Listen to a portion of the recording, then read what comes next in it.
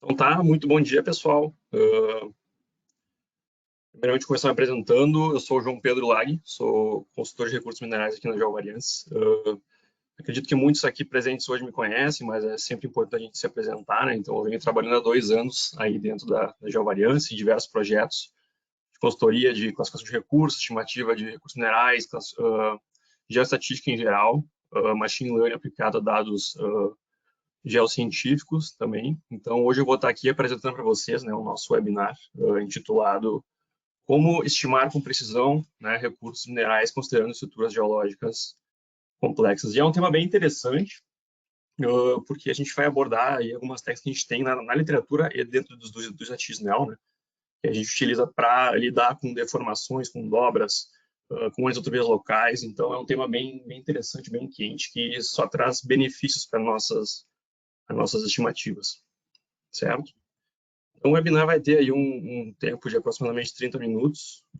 As perguntas vão ser respondidas no fim, vocês podem mandar aqui a qualquer momento que eu vou responder no final da apresentação. E uma cópia em vídeo desse webinar vai ser disponibilizada amanhã por e-mail para vocês, tá? Então, só para avisar. Talvez atrase alguns minutos, porque eu tive alguns problemas de conexão de internet aqui, então a gente perdeu uns minutos, mas amanhã vocês vão receber uma cópia com tudo certinho, caso não podem ficar mais tempo.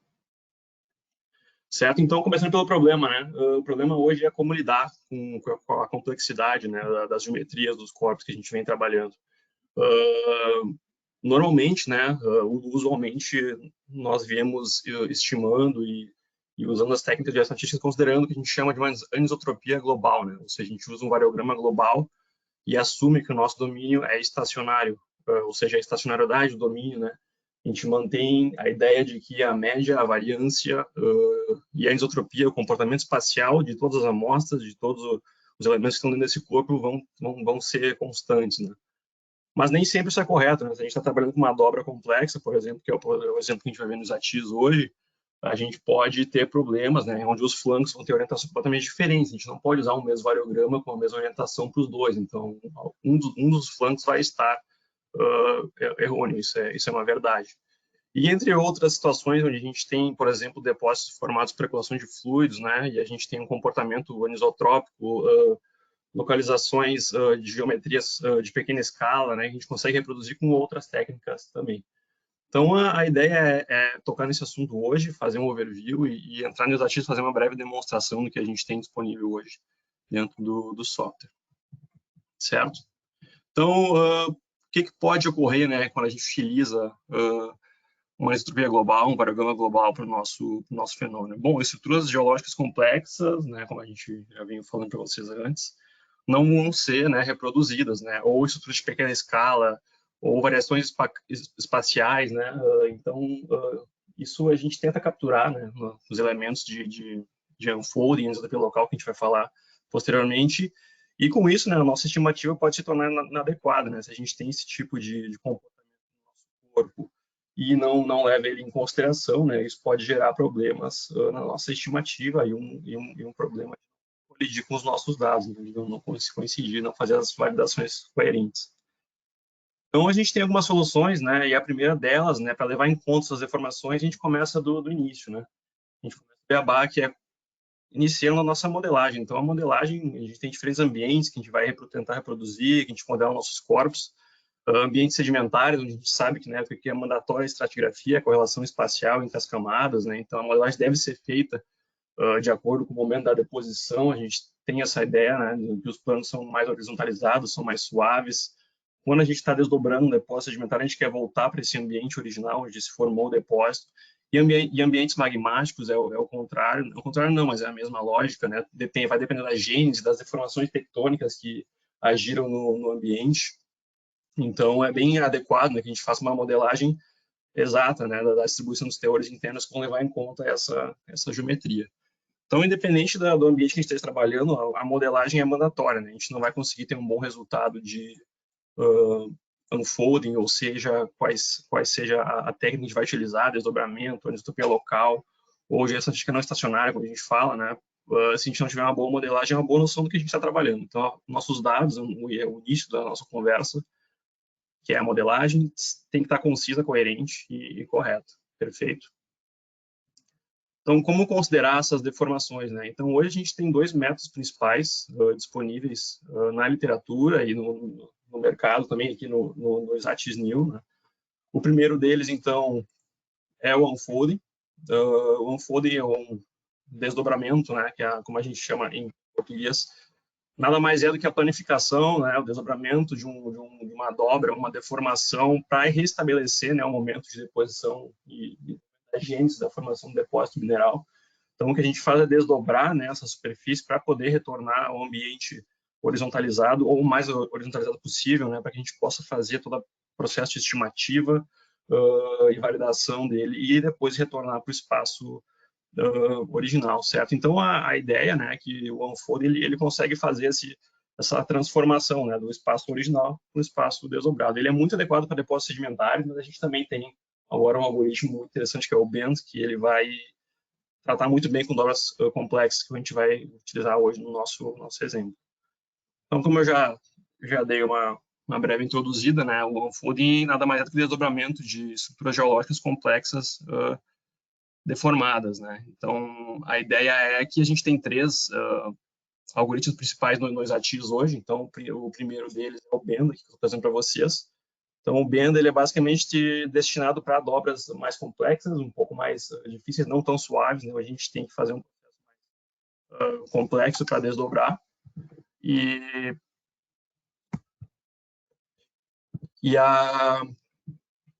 ele funciona de uma maneira muito interessante, que ele utiliza algoritmos de aprendizagem computacional, agora que está em alta, né, machine learning, com multidimensional scaling, para fazer uma redução de dimensionalidade dos dados do espaço original para o espaço desdobrado. Então, assim, ele assegura muito bem, né, o processo de distorção, né, de planificação do corpo, e acaba sendo uma técnica muito interessante. A gente também tem as técnicas de projection e projection vertical shift, são mais usuais para dobras mais suaves, né? E eles são bem interessantes, muito usuais também, a maioria dos casos pode ser muito interessante.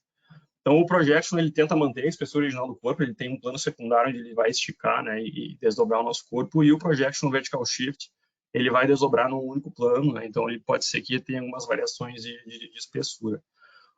Mas, enfim, o unfolding em geral, né, assim, o método que ele é, hoje ele traz alguns benefícios, como, por exemplo, né, ele nos dá mais amostras para a modelagem do variograma. Então, a gente vai estar desdobrando, né, o corpo, as amostras que tem dentro, então a gente vai trazer tudo isso para um espaço horizontal, a gente vai poder usar um único variograma e vamos ter mais amostras, né, e com isso, né, a estimativa vai ser como se fosse no espaço original, no momento da deposição, né? Então, a gente vai ter um variograma mais estruturado e estimativas mais precisas.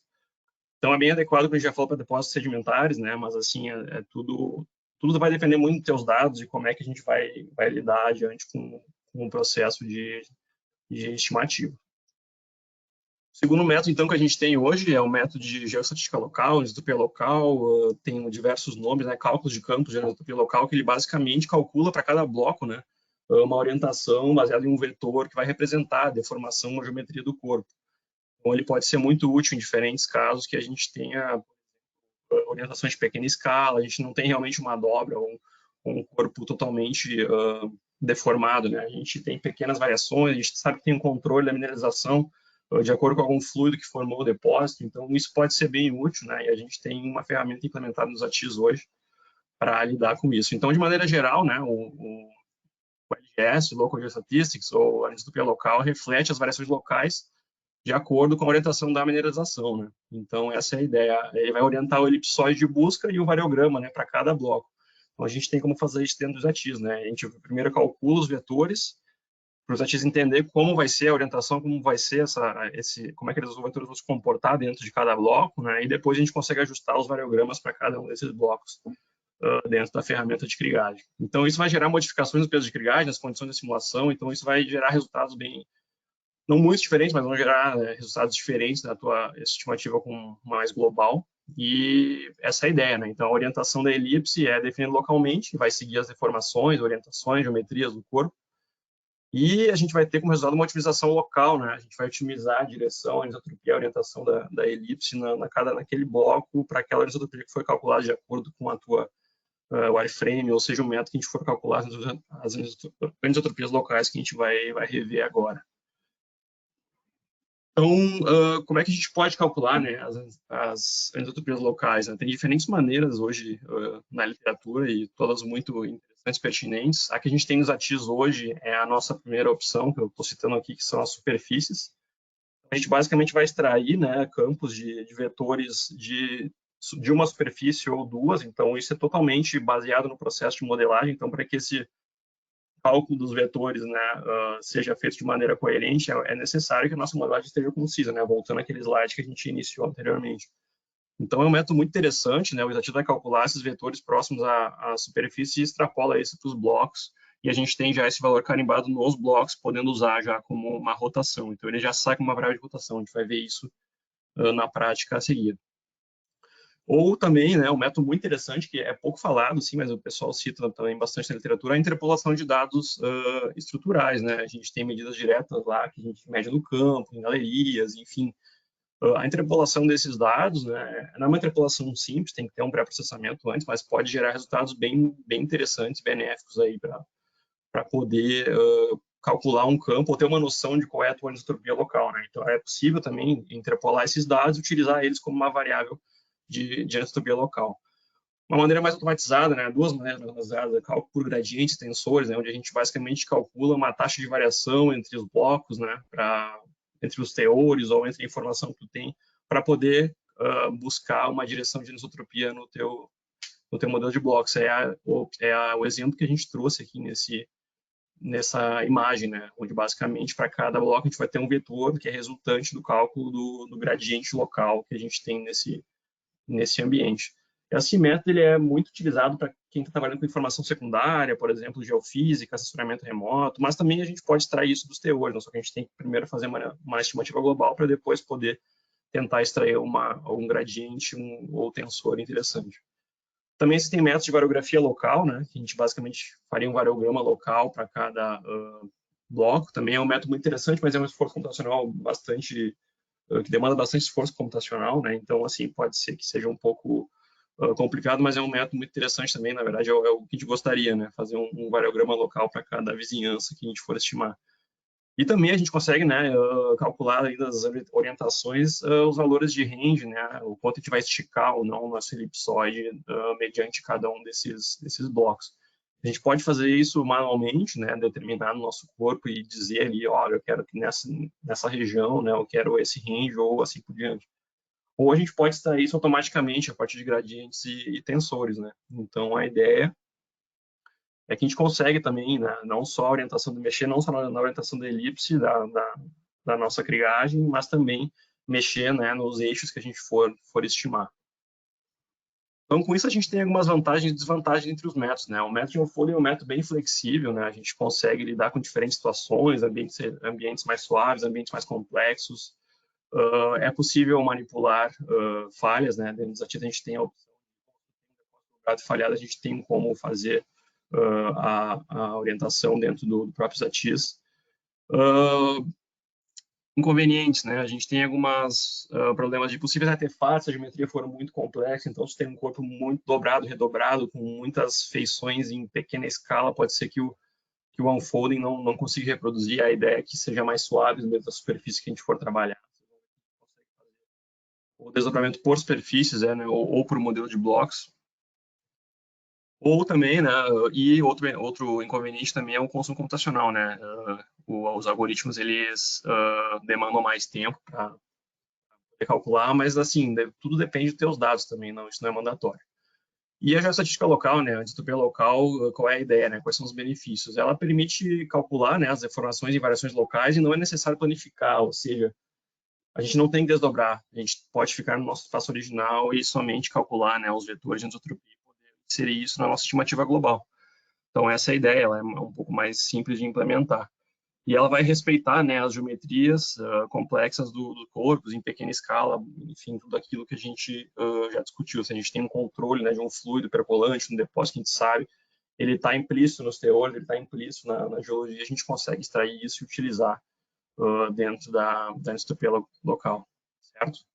Então, inconvenientes, né? A gente não tem como manipular falhas, e para simulações a gente só consegue utilizar para algoritmos baseados em variogramas, com exceção da Turning Bands. E agora a gente vai fazer uma demo no Exatis, então eu vou compartilhar com vocês o projeto, para verificar se vocês estão perfeito. Então, antes de tudo, né, primeiro eu vou apresentar o software, para quem não conhece, acredito que muitos conheçam, mas para quem não conhece, essa é a cara inicial do Exatis, né, a face inicial dele. O Exatis funciona na metodologia de ter abas, né, que a gente chama o ribbons para cada pacote de ferramentas que a gente trabalha. Então, por exemplo, na aba Home, a gente tem, né, todas as ferramentas destinadas à importação de dados, importação de pontos, furos, modelos de blocos, vetores, rasters. A gente tem a interoperacionalização, né, com outros softwares, então a gente consegue trazer dados e modelos de blocos, superfícies de outros softwares, como a Datamine, Leapfrog, Vulkan, GoCAD, o próprio Exatis clássico, né, que é a nossa versão antiga do Exatis, entre outras ferramentas, né? A gente também tem outras abas aqui muito importantes, né, que é a Data Management, que é basicamente onde a gente vai criar variáveis de rotação, né, que a gente poderia fazer aqui, fazendo as estruturas locais, criar categorias, criar polilinhas, criar grids, criar seleções, criar superfícies, modelos blocados, toda a parte de compositagem, desagrupamento, duplicatas, tudo está aqui nessa parte. Essa aba também contém a ferramenta do Calculator, que é muito interessante, né? A gente consegue fazer operações em Python dentro dela, então a gente consegue expandir ainda mais nosso leque de funções e opções dentro do Exatis. Então é muito interessante. Inclusive, métodos de entropia local que a gente não consegue calcular, né, via ferramenta, a gente pode trazer via Calculator também. E aqui a gente tem a aba das estatísticas, né, onde basicamente a gente faz o EDA, variogramas, estatísticas básicas, né, transformações gaussianas, variable capping, análise de contato, agrupamento de dados, né, nosso algoritmo de aprendizado de máquina, onde a gente consegue fazer, né, um agrupamento inicial para definição de domínios ou um estudo de domínios, né, a partir de um algoritmo espacial de agrupamento, então ele é bem interessante. Transformação de variáveis, PCA, MIF, PMT, né, a correção de suporte, toda nessa primeira parte. Aqui em Interpolation, então, a gente tem as principais ferramentas que a gente vai utilizar hoje, que é a entropia local, e unfolding e unfaulting. Então, aqui, né, fica centrado nessa aba, a gente vai absorver com mais detalhe posteriormente. Mas também a gente tem as outras estimativas, né, krigagem, simulações, validações de krigagem, estimativas mais simplistas, né, como NN ou IQD, todos ficam nessa aba aqui, construções de curva teor-tonelagem, LUC, UC, né, enfim, tudo que é voltado para interpolações, né, validações, enfim, está aqui dentro dessa aba. Perfeito. E aqui à esquerda, então, a gente tem a aba do projeto, para quem não conhece o software, a gente vai basicamente ter acesso aos nossos dados. Então, aqui, por exemplo, eu tenho o grid que a gente vai trabalhar, eu tenho as sondagens que a gente vai trabalhar com as compostas, com os teores, com minhas variáveis de litologia, as minhas superfícies, certo? Aqui eu vou ter o meu modelo de unfolding, que eu já deixei prontinho para a gente poder observar. Então, tudo isso vai ficar aqui à esquerda, né, que a gente chama da árvore de dados do projeto, e aqui a gente vai ter nossos arquivos de variograma, arquivos de cenas que foram gravadas, ou arquivos de gráficos, os batch files que a gente está gravando, catálogos, criar escalas de cores, então tudo fica aqui centralizado aqui na esquerda. E aqui à direita a gente tem, então, o que a gente chama de batch files, que eu posso clicar nessa opção e eu vou acessar a ferramenta de batch run, que é basicamente nossos arquivos, a gente grava rotinas, né, e consegue colocar uma sequência lógica no nosso trabalho, então a gente utiliza muito para automatização de rotinas, scriptagem, e eu vou utilizar hoje para a gente ter uma noção do que a gente tem que fazer, né, no processo de unfolding, no processo de anisotropia local.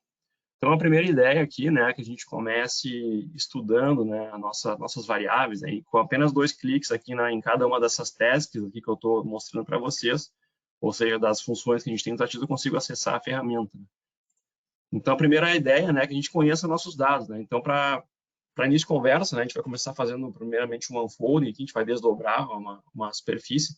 É importante que a gente conheça nossos dados, né? Então é interessante que a gente tenha noção do que é a nossa dobra, né? Como é que ela está se comportando, se ela está, né, realmente em forma de dado, né, em superfícies, né? Porque no Exatista vocês vão ver muito breve que a gente trabalha ou com 2 superfícies ou com modelo de blocos.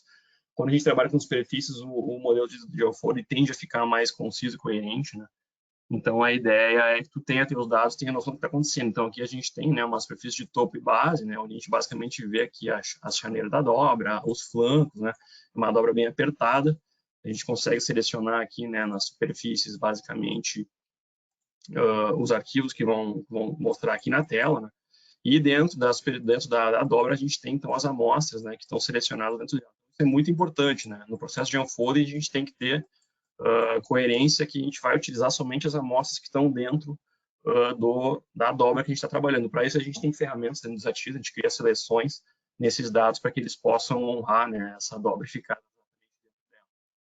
A gente também tem o nosso modelo de blocos, né? Então, o nosso modelo de blocos, a gente tem que estar ciente e assegurar que ele está, né, coincidindo com a nossa dobra. Então, os blocos têm que estar dentro, né, do nosso ambiente que a gente vai desdobrar. Então, o processo de unfold, ele vai desdobrar o que? As amostras e um modelo de blocos, né? Essa é a ideia. Então, tem que assegurar essas informações em primeira mão, né, antes de começar qualquer um dos processos, seja o unfold ou seja o desdobramento local.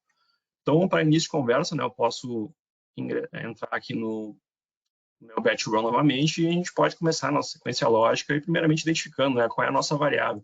Bom, eu posso fazer estatísticas, né, na variável de teor, essa é uma variável hipotética, genérica que a gente trabalha, a gente pode rodar e observar aqui, por exemplo, a média, a variância, estudar, né, o comportamento da distribuição. Eu posso vir aqui nas minhas amostras também, fazer o histograma dela, conhecer, bom, então essa é a variável que eu vou fazer a minha estimativa, né? Eu posso colocar aqui a seleção que eu tenho somente dentro da dobra, né? Então eu vejo que realmente a minha média aumentou, tem os maiores teores ali dentro. Então é importante fazer o EDA, né? A identificação inicial dos dados, conhecer o depósito e a variável de interesse ou as variáveis, né? Alvo que tu vai fazer o teu processo de unfolding para poder seguir adiante. Então, tendo teus dados, né, as tuas superfícies, ou teu modelo de bloco selecionado dentro dela, ou tuas amostras dentro desse ambiente, tendo a tua dobra, o teu ambiente deformado bem certinho aqui dentro dos ativos, com as amostras certas, a gente pode iniciar, então, o processo de unfolding. Então, essa é a cara inicial, tá, da ferramenta de unfolding. Então, a primeira coisa que ele vai nos perguntar é como é que a gente quer fazer, né, o processo de unfolding. A gente quer fazer via superfície ou via modelo de blocos, né? Por que ele pergunta isso, né? Porque quando ele faz um modelo de unfolding, ele faz outro modelo de superfície que ele vai desdobrar com as amostras no nosso grid. Então, ele pode construir, né, esse modelo em cima das tuas superfícies ou em cima de um modelo de blocos. Se tu usar um modelo de blocos, ele vai te pedir, né, dentro desse modelo, qual a referência que tu quer utilizar para construir esse modelo. Quando a gente usa as superfícies também, a gente pode utilizar a primeira e a segunda, que tiver mais segurança, que tiver mais interesse. Pode-se colocar também uma superfície intermediária. Segunda opção, então, ele nos pede qual tipo de método que a gente quer trabalhar, se é o método Bend, Projection ou Projection Vertical Shift, aqui tem aquele resuminho que eu mostrei para vocês com as imagens bem interessantes, como eles funcionam. A gente vai manter o trabalho hoje com o método Bend, a gente está trabalhando com uma deformação mais complexa, né? Então, uma dobra bem fechada, a gente vai utilizar o algoritmo Bend, que é aquela ideia que eu expliquei para vocês, né? Ele vai tender, né, a utilizar um algoritmo de aprendizado de máquina, que vai fazer a redução da dimensionalidade dos dados, vai trazer eles numa escala localizada coerente do espaço original para o espaço desdobrado. Aqui ele tem uma opção, né, de manter a espessura constante do corpo durante o processo de unfolding. Isso vocês podem fazer o teste, se vocês forem utilizar um dia, né, mantendo essa espessura, ele vai tentar manter, né, as distâncias entre as duas superfícies no processo de unfolding. Se isso não tiver selecionado, ele não vai manter essa distância, ele vai desdobrar de acordo com o corpo, como ele acha, né, então isso pode ser interessante também, fazer esses testes. Aqui em parâmetros avançados, né, eu tenho toda a parte de parâmetros que eu vou basicamente selecionar como vai ser a minha superfície, o meu modelo de unfolding que eu vou fazer. Né?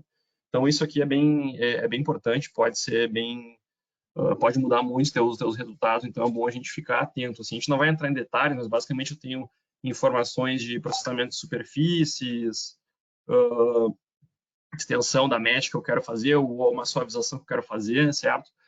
Aqui no Bend Options, quando essa opção estiver ativada, né, ele vai aparecer esses outros parâmetros que são bem importantes também, que são referentes ao algoritmo que ele utiliza, né, para fazer o processo de desdobramento, que é o Landmark Multidimensional Scaling. Se vocês quiserem, vocês podem pesquisar aí. Esse algoritmo ele é muito semelhante ao trabalho que já foi feito aqui no Brasil. Então, tem o trabalho do Rafael Caixeta, lá do LPM, junto com o professor João Felipe. Então, eles explicam muito bem como funciona esse processo de unfolding utilizando esse algoritmo de multidimensional scaling. Então, se vocês quiserem, eu posso até enviar para vocês depois via chat ou e-mail, vocês podem me enviar, vou mostrar meus contatos para vocês depois. Aqui em certas informações, né, o número de landmark points, seed, é o que vai construir a mesh, o que vai manter a reprodutibilidade dos dados, né, o número de pontos de referência que ele vai utilizar, a área que eu quero fazer a suavização, o número de vizinhos mínimos que eu tenho. E aqui embaixo, né, as informações que a gente tem, que são os pillars, né, que é basicamente o que vai construir, né, um modelo de unfolding entre as duas superfícies. Então, o que ele vai fazer é fechar a mesh para poder buscar as amostras de espaço dobrado para o espaço desdobrado. Então, são informações bem interessantes, deixei setado para nós poder seguir adiante aqui, mas que podem gerar bastante diferença nos resultados de vocês. Tem que se atentar quem já trabalha com unfolding ou quem pretende trabalhar. Aqui, então, eu entro com o meu modelo de blocos, né, com a seleção que eu tenho de blocos dentro dele. Aqui eu entro com meus dados, as amostras, as litologias, né, então eu posso entrar aqui com o que eu vou ter de input, que são meus dados no meu modelo de blocos, tudo isso ele vai desdobrar. E ele vai, então, né, criar uma pasta na minha árvore de dados, que é essa pasta aqui, Unfolding Outputs Inside, que eu coloquei nessa opção aqui, onde ele vai colocar, então, o grid que a gente cria no espaço desdobrado, né, o modelo de unfolding que ele construiu, as superfícies de referência, certo? Então, as superfícies desdobradas, a gente pode observar tudo isso aí depois na nossa tela.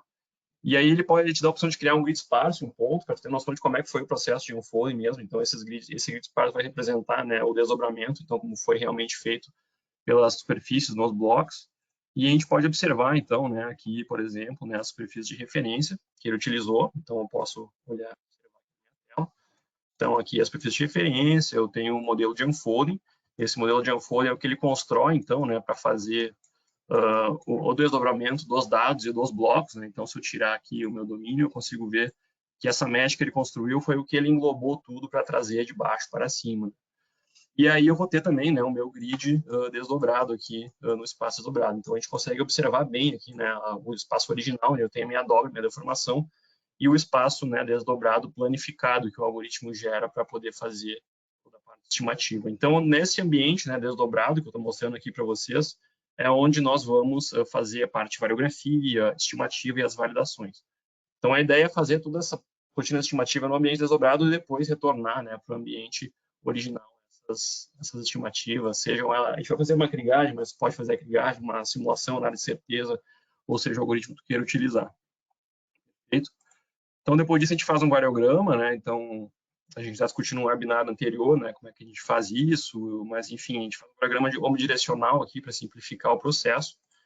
A gente vai utilizar ele, né? Ele vai ser um variograma único, então ele vai ser uma isotopia global no ambiente planificado, então eu já entro com minhas amostras desdobradas.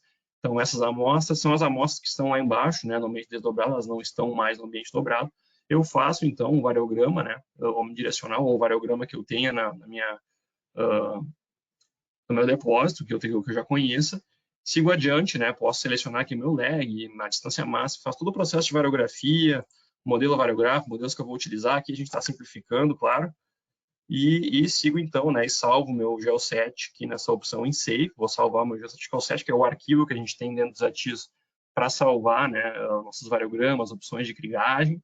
E aí eu posso iniciar, então, o processo de krigagem, né, ou estimativa. Então, no processo estimativo, eu vou entrar, então, com o meu variograma feito no ambiente desdobrado. Então, aqui eu coloquei, ó, grade raw, no meu geoset unfolding, ou seja, quer dizer que é o espaço desdobrado.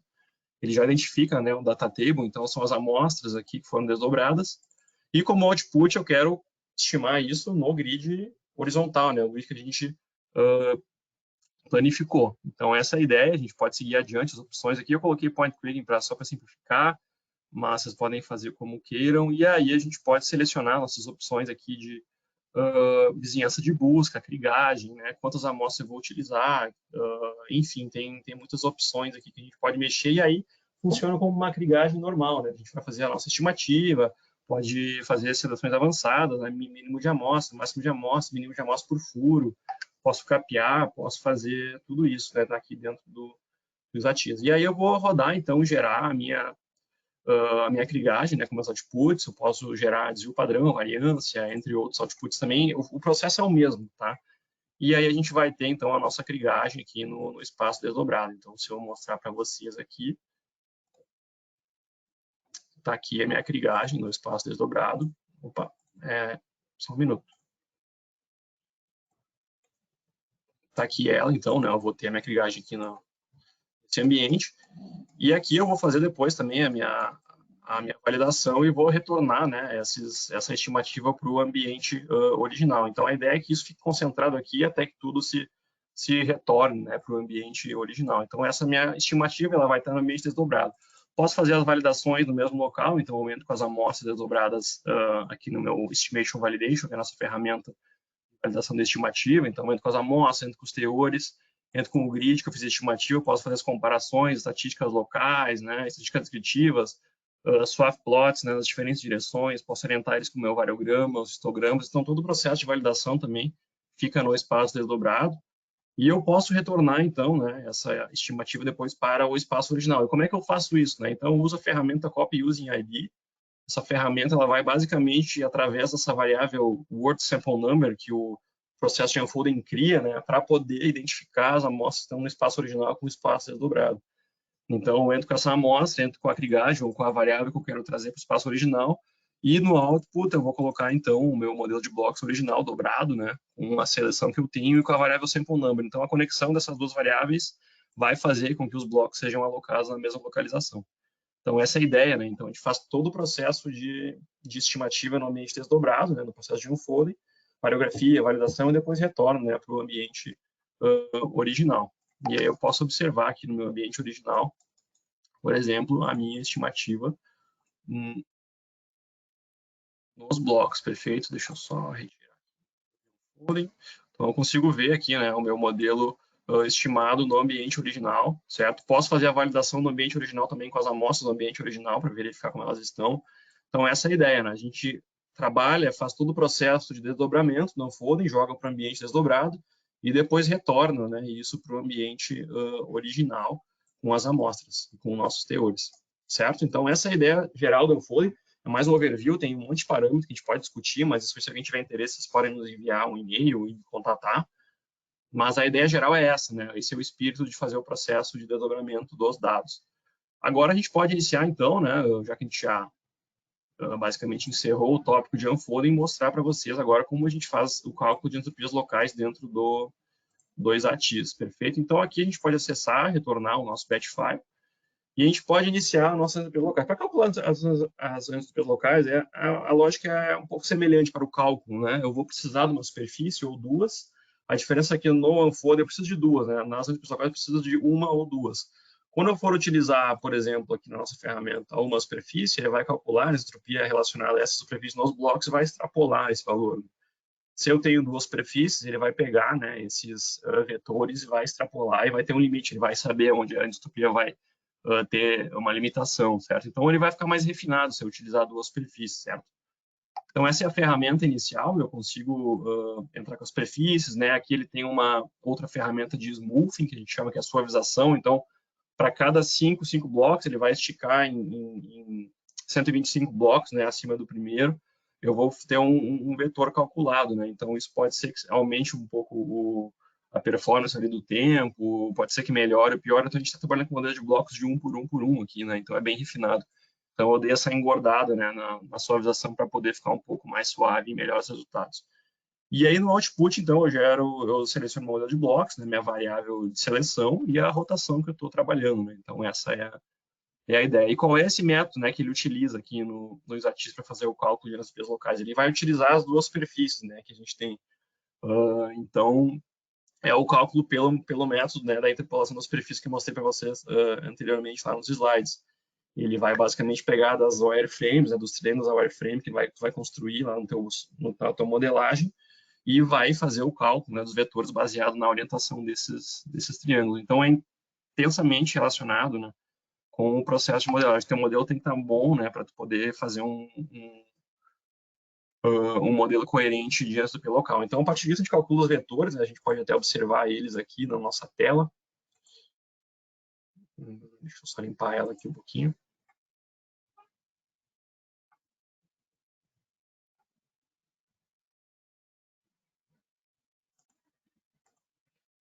Certo? Então, aqui estão os vetores, eu vou fazer um corte aqui para vocês observarem melhor. Só um minuto.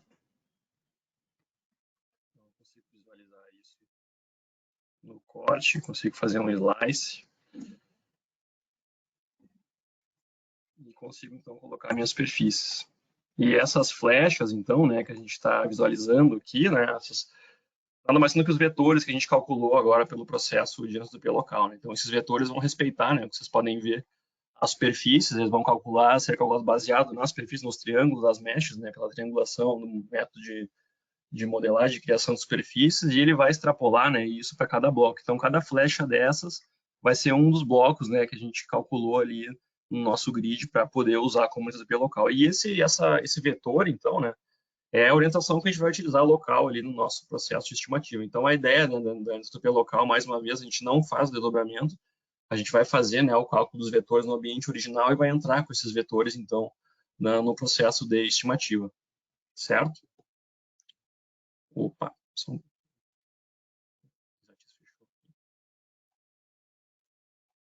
minuto.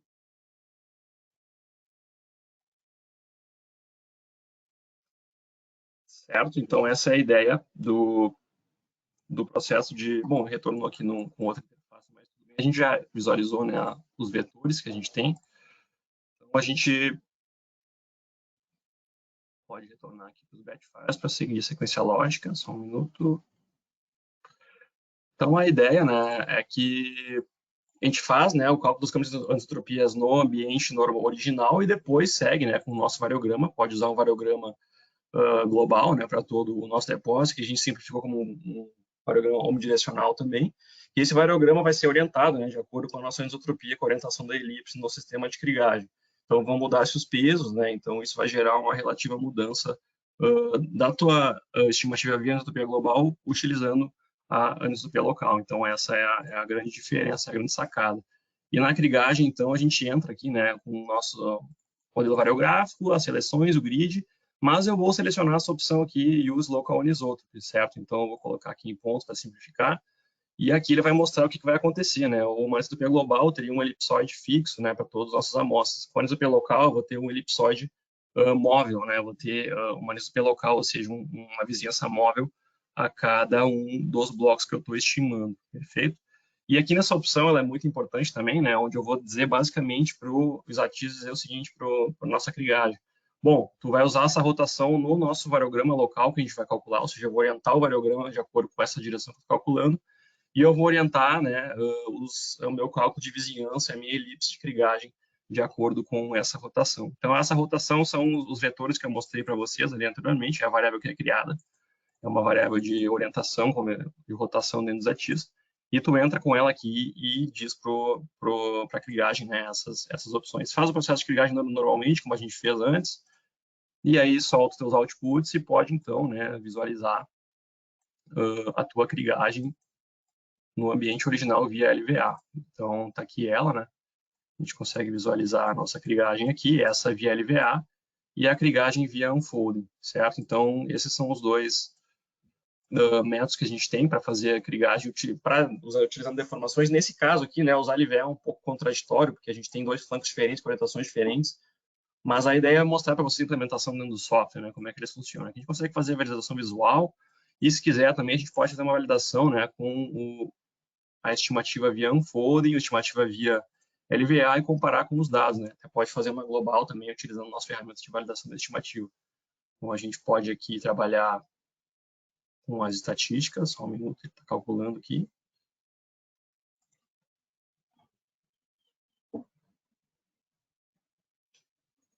Então, a gente pode ver os soft plots entre as nossas amostras, com a estimativa via LVA, via unfolding, nossas estatísticas, e os nossos histogramas também, né? Então, a gente pode fazer toda essa análise, comparações, às vezes a gente está na dúvida qual método utilizar, né? O unfolding ou o LVA. Bom, vamos fazer os dois, testar os melhores parâmetros, depois a gente vê quais são os melhores resultados que a gente obtém, né? Qual está mais próximo dos nossos dados, e segue com a validação que a gente trabalha normalmente. Então, essa é a ideia, essa é a demonstração bem simples e rápida para a gente só entender como funciona os nossos métodos de unfolding pelo local. Se vocês tiverem perguntas, vocês podem enviar via chat, eu posso responder no fim.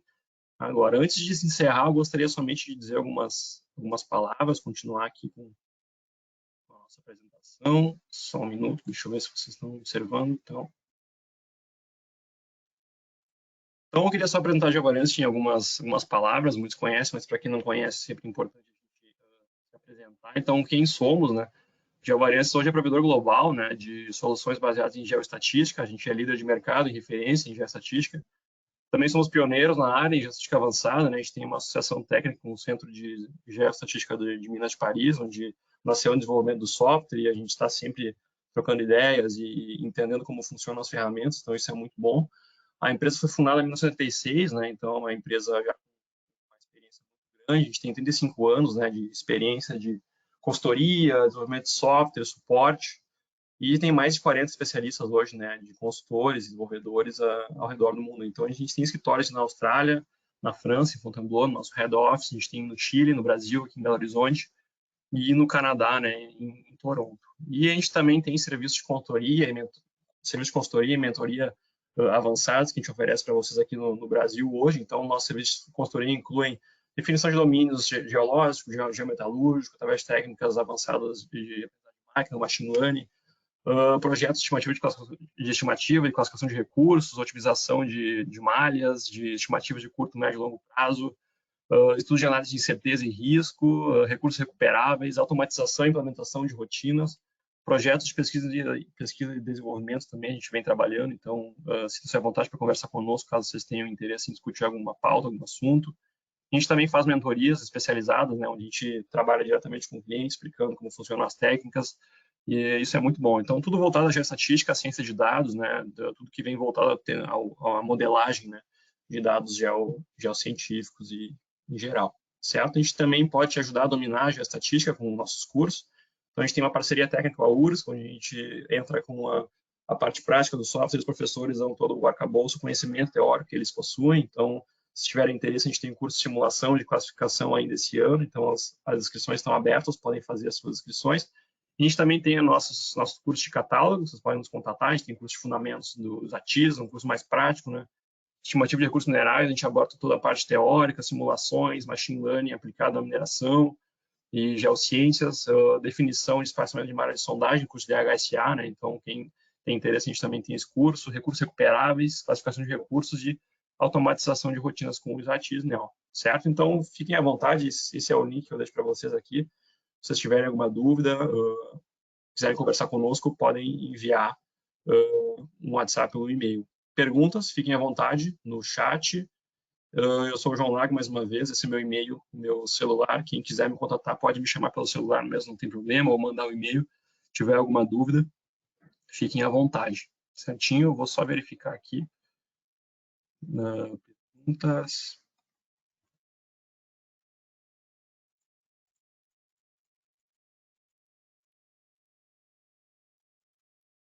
Ah, vocês estavam respondendo do áudio aqui já. Obrigado. Não tinha visto. Perfeito. Temos uma pergunta aqui. Se a mineração ocorrer após a deformação do corpo, utilizando o fold, não seria utilizado? Sim, realmente, se ela ocorreu após a deformação, após a dobra, tu pode investigar a utilização do LVA, né? Do local anisótropo, enfim, seria mais adequado. O unfolding é justamente isso, né? Se a tua mineração se formou, né, pré-dobramento, da deposição, né, no caso de um depósito sedimentar, aí tu faz o desdobramento e pode considerar isso, claro, utilizando o conhecimento geológico, né?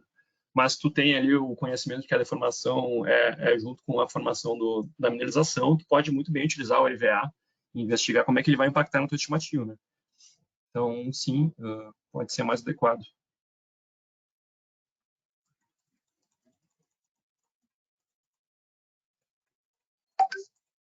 Foi o Felipe que perguntou isso, né? Está um pouco suprimido aqui na minha tela. Então é isso, pessoal. Se não tiverem mais nenhuma dúvida, eu deixo meu e-mail aqui, meu celular, podem me chamar. Eu peço desculpas aí pelo transtorno inicial que deu no início do webinar, mas deu uma caída na internet. Mas agora tudo certo. Muito obrigado pela participação de todos, mais uma vez. Podem me contatar qualquer dúvida e estou à disposição. Muito obrigado. Valeu.